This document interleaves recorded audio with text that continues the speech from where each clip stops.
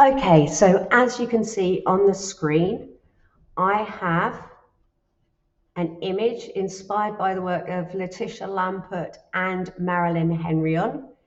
Lots of layers of different houses, lots of different colors. And I have down here, you can see me scrolling through them, lots of layers. Now, if you go here and do File, Save As, you should get this up, say, on your computer. So you always want to save it onto your computer.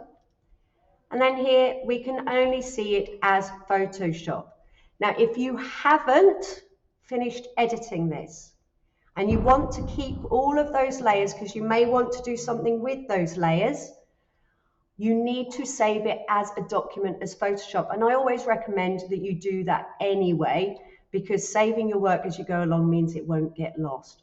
However, I want to show you how to save it as a JPEG. So, got all these layers down here. We're going to do Layer, Flatten Image. Now you can see here, on the right-hand side where the layers is, you've got one layer, and that's all we want. Then we can do File, Save As, and we want to save it as Experiment.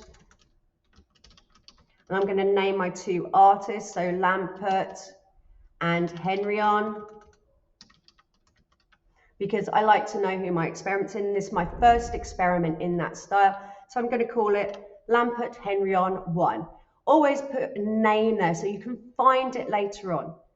Now go to your computer. Obviously, my documents look a bit different to yours, but I've got GCSE photography. And say this is just me experimenting in Photoshop. Perhaps I want to do a new folder and do it under Lampert and call it experimentation. I would organize your folders well so you can find your photos well. There's my title of it. And here I click here. I select JPEG, not JPEG 2000, JPEG.